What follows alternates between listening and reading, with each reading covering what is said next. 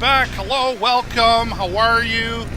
And feeling pretty positive in here. I'm looking around. Buenos dias. You're right. I'm looking around like this thing and Windsor out on the ice, getting warmed up there.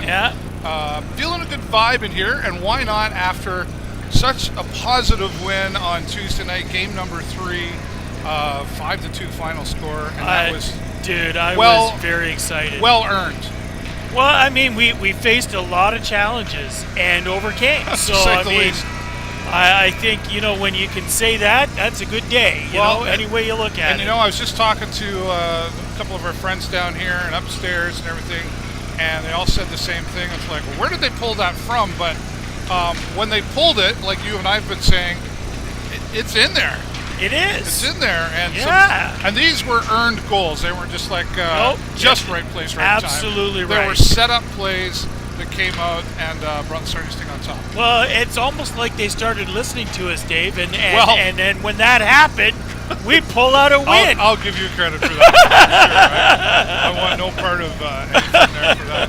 But it is true that they pulled it out, and Ty Voigt in there. Let's talk about him because he's one you've talked about all season long. I would love to see him shoot more. And he finally, I wish he'd done it sooner in the season. Yeah, you know what? And there's a lot of, there's a lot of wishes that we could put out there. This is where we get to look back and tell them what they should have done. Yeah, absolutely. But I mean, the truth is that a lot of good things, finally kind of gelled together, and you felt, that sting on that high of for me, it was going from being down 2-1 to getting to tie that up, right? Yeah. I think that was the moment for me that the tides turned, because I agree. At that point, it's almost like the Sting sort of said, hey, we can do this. We got this. We do have an idea. We can make it happen. And truthfully, when they turned the switch on, it was great. And you could see Windsor getting frustrated with the fact that the Sting were putting up such a fight, and that sort of rattled their play a little bit. And I think to follow up with that, let's talk about the frustration of Windsor, because definitely Windsor was doing this hard on us, trying to get under our skin and take advantage of our lack of experience, if you will, I guess, when it comes to and when I say lack of experience, I mean just a young man's mind. Shove me around, right? And then their frustration came from, I think, because that plan didn't work. Yeah, you know what? I think that's part of it. I mean, I think for me, I would think that a lot of where their frustration came from was the here we are busy poking at Sarnia, hoping they're going to lose their malarkey and start playing like we've seen in the past, and that didn't happen. No. You know what I mean? So, if Windsor's game plan was to get in here, get inside our jerseys, get us rattled. And they tried to take Ty Voigt out in the very beginning. They did. I mean, but they tried to take out Ben Gaudreau again a couple of times. They got right inside there. You know what I mean? And so, but I think, whatever game plan that was, really kind of got busted up. And I think, that's that was really frustrating for them. You know what I mean? Was that like a wow? Didn't see that coming. Possibly. Possibly. I think the other thing too is part of that is I think Windsor underestimated the Sarnia Sting. I think they forgot that we do have it in there to pull this off, while not as consistent as we'd like to have seen throughout this season. We definitely, I think they kind of forgot a little bit about that. For sure. And I think that's kind of where the Sarnia Sting stepped in to take advantage of that. Yes. And go, they think we're weak right now. It's like the lion in the grass waiting to pounce. Yep. And then you're right, that turning point was the same for me, that 2-1 down, and then boom, here we go. It's like, we got this. And then they just seemed to sink a little bit better. They were playing out in front of the ice, not just on the sides. All those things that you've talked about all year long about getting organized and getting some structure. Yeah, and I think you're absolutely right. I mean, I think it just kind of gelled. I think they realized what it was going to take to beat Windsor in that particular game, and they just kept the throttle on. Like they did the job. You know, they executed on their game plan. They took advantages of the opportunities that were presented, and even that empty netter goal like that. I mean, they worked for that. That was a beauty, right. because the truth is, heads up play from the Sting, because that was not an easy empty netter. Like, you think empty netter, it's like, I could be in my zone. I could do that. I can fire it all the way down the ice, and it's just going to make it in the net. Yeah. No, that's not what happened. No. You know what I mean? It was like he was still there. There was a battle. Absolutely. There was a battle in that crease, and they were up. They were playing 6-on-4 at one point. Yeah. In that, and I was like, holy.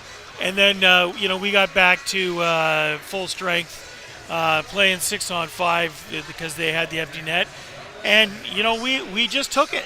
Yeah, we took it down there. Lots of positives in there for sure. Yeah, and, I think there was a lot of good things. Nolan DeGursey and Ben Gaudreau were in the post-game press conference. And you could just tell they were excited. Nolan had a great game. He totally did. Like he was in there. He was, he was fired up. He was being a leader. And, I was going to say he was being awesome. A leader. That we've seen some of that missing from time to time. 100%. All right, let's switch gears here a little bit. Obviously, coming into tonight's game, I want to kind of see a duplication of Tuesday, but with a little bit more. Well, I think we want to duplicate the results. I'm not sure that we can actually duplicate the play, because I think we got to come in with a slightly different game plan. Yeah, that's what I meant. We want to come out with. There's got to be something different, otherwise Windsor's, they've been watching video the last couple of days to try and figure out. But let's switch gears. So the referees that are here tonight, because I know they're your favorite people, Mr. Beer is here, the supervisor for all. And that was the first time that I kind of sort of met him. And the guys upstairs were talking with him. They've known him for quite some time. And they're kind of jokingly, it was like, so what do you do anyway? What do you do anyway? What do you do here, right? Because he was here on Tuesday. And I keep my loudmouth friend in check. Right. That's what I do. There you go. No. They were asking him. Oh, I would see. say, what do you do? Not what I do. Oh, I see. don't Okay. do anything. But yeah, for sure. And I was sort of eavesdropping. And so obviously he's here to keep an eye on the referees and make sure they're doing their job correctly, whether Jay Peckham agrees or not. And also, I learned they watch the game too, and I'm bringing this up because this is something you've talked about many times over the course of the season. They watch the games to see, was it easy, was it hard, was it medium, was there trash talking going on the ice, what kind of pace and atmosphere was out there, and that's something that you've talked about. The referees setting the pace and the atmosphere out there. For sure. Sometimes you just let them play hockey and everybody's okay. Yep. Other times you got to come in there and you got to say enough is enough and all that stuff. What kind of effect would you say that the referees played in that game on Tuesday night? Well, you know what? I think, honestly, and again, I'm certainly... Full disclosure, here we go. Full disclosure is I would never want to do that referee's job. I never would. So my hat is off to anybody who puts on the stripes and goes out there and tries to sort of referee a game. But, I think that they presented us with some additional challenges because... I'll use the one penalty as an example, the holding the stick. He's stuttering because he's selectively choosing his words. Yes, this is what I'm trying to do, is not be disrespectful, but at the same time, there's a message. The thing for me around the referees is that they do have this air of untouchability, because if you don't like what the referee says, if you can't fix it in that moment, then it just dies in that moment. And there is no way to go after the fact and say, you know what the heck was that? Right. You know what I mean? Like, you just can't do that as a team, as a fan. Yeah. You can't touch the refs. Now, and sorry, but anyway, yep. You asked me what kind of role I think they've played in that game. I think they gave us a lot of challenge. You look at the holding the stick penalty, right? Well, I can't tell you how many players were holding their Well, and the our friend sticks Nick were out Moss, who's there. standing here, he Like was like, it was- "Oh, I see what he means now." Well, yeah, like it was crazy. So why call Sarnia on such a ridiculous, if you're letting it go for everybody, you can't just turn around and go, okay, we're going to give you that penalty here. Unless it was egregious, really obvious and stuff like that, which, it wasn't because it happened right in front of me. Right. I didn't even see the hold on the stick personally. And still, apparently the refs saw something I did not. So some What challenges do were I there. know? So But I think there was a lot of challenges for Sarnia. I think Windsor absolutely benefited from a lot of the calls that were made. But then clearly there was a moment where the tide shifted a little bit in that third period as Windsor got a little more frustrated. Things got a little more out of hand, and they purposely had to step in. And at that point, I agree. You know what I mean? The referee, your job is now, sort of that crowd control, that let's keep the tempers down. Right. Let's avoid getting somebody hurt. Okay. You know what I mean? And I think that's that was their job at that point. Now, if they had been a little more balanced going through, would we have been at that point? I don't know.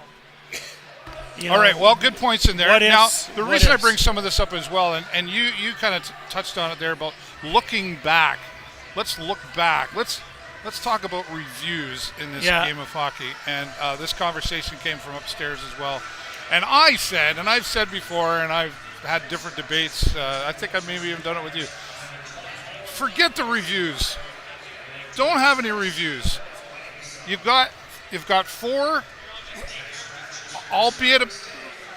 You've got four capable people out there that are human beings, do not have eyes in the back of their heads, and the players are human, the referees are human. Just let them call it, and they could be wrong. Like there is a bout of human error that's involved in that because our eyes can only see so fast and all that stuff. Forget the reviews, and if just like original six, just play hockey and let the referees do their job and the players do their job and everybody do their job. Now that being said, that's obviously not going to happen. No. But do you think there should be a time limit on the referees for how much time they get for reviewing and making a decision? We've seen several times this year, like longest period ever, I think, in the OHL this year. 40-some-odd minutes to play one period of hockey. Because one call was like 10 minutes. Yeah. Should there be a limit on that? Well, you know what? I mean, see, a lot of this is all very scenario-driven, right? It really, the best answer I can give you, Dave, is it depends. Yeah, I know. Do you know what I mean? I do. I totally get it. I think, but when it, like a goal or an offside, shouldn't take that long. Goal, I'll give you more time on a goal. Sure. But on an offside, or whether it was the red line thingy or whatever it is, it should be fairly quick, I think. And if you didn't have reviews, it would be quick. Well, yeah, like, that's the call. But then what about the, how are we assessing penalties in this, bench clearing brawl? I mean, there's always a what if on the other side. Oh yeah, of the there's coin, exceptions right? to every rule for sure. For sure. It's also, again, I wouldn't want to be a referee. No. But good topic of conversation. Yeah, I think you could have that 100%. For a long time. And then the other thing, I think thing, you have to be reasonable. I mean, frankly, Right. if everything was reasonable, Dave, then this would be a different story. Yeah. We would be having those kinds of conversations. But you know what? I mean, when you got lopsided calls and missed calls and, too many calls or whatever, you go into the review and taking a half an hour to review an offside. That's a long time. I'm just, I know. I'm just saying. Yeah, well, that rule said, though, everything was reasonable, we wouldn't have to have that conversation. Right. Might not be as fun at a hockey game either. I don't know. No, for sure. And the other side of that coin is so we're talking about reviews, but I like that the guys behind the goal still have the switch in their hand, right? And Yeah. I learned this tonight that is actually not required anymore by OHL teams to have that goal guy with the thumb on the switch anymore. I didn't know that. So it's nice to see that the Sarnia Sting and other teams have decided to keep that, because I think the fans like it. When they see that light go off, they know that it's sort of official. It's not really official. It's official-ish until the refs go, yeah, that was a goal. Absolutely. So a lot of things are changing, including hitting, right? I was here early. I was like 4:30. Oh, my God. Look at you. And, yeah, right? And that conversation. We're going to be singing the anthem in a minute. Well, it's come up. Anyway, the idea of, the lower levels, even before they get to the OHL, aren't hitting. And certainly not the same. And now, never mind going from the OHL to the NHL to learn or take a hit, to give or take a hit. What about coming before the OHL, and now you go out on the OHL, and it's a different game. It is a different game, and I think, hockey's hockey, and I think there's a time and a place to learn different skills when it comes to that. So if the first time you're learning to hit is when you walk in, when you get out on the ice in the OHL, I'm not too upset with that, I don't think. No? No. You're not worried that they haven't learned how to take a hit and be prepared for that, and then all of a sudden you put Nemesnikov against big guy, 10 feet wide, 7 feet on the skates, and 200 pounds. Yeah. I don't know. I mean, and the difference is teaching 13 and 14-year-old kids how to bludgeon each other to death with their, their shoulders and their knees or whatever. I just think it's a fine line. It's a tough one. I just know I wouldn't want that to be my first fight on the playground. No, you're right. You're right. But I think it's the coach's job, though, to teach him that stuff. You know what I mean? So maybe you don't hit when you get it. Maybe that's half the problem, because Sarnia's got some big guys that just don't like getting hit. They don't like hitting other guys. Yeah. And I'm like, well, how can you be a 6'5" guy in the OHL and not be that physical player that everybody's expecting you to be? Right. So I think, again, we could have this conversation forever. We probably will next year. Yeah, for sure. Whole new show, 1 hour. We're going to stay live the whole game and talk about it. All right, well, lots to talk about there, but we're about 3 minutes away from the Sarnia Sting taking the ice. Game number 4, and Windsor leading 2-1 in this series right now. They'll need to win tonight to tie things up, and then Saturday they'll head down to Windsor, and that will determine whether we come back here on Sunday for another game. So we'll see what happens. Hopefully with positive things. We'll be here, and as always, we'll continue with the post-game press conference after tonight's game. But in the meantime, we'll be watching from above and below and all everywhere, and Jay Peckham will be back to entertain you, I'm sure. I'm David Burrows on behalf of my friend Jay Peckham. Go Sting, go!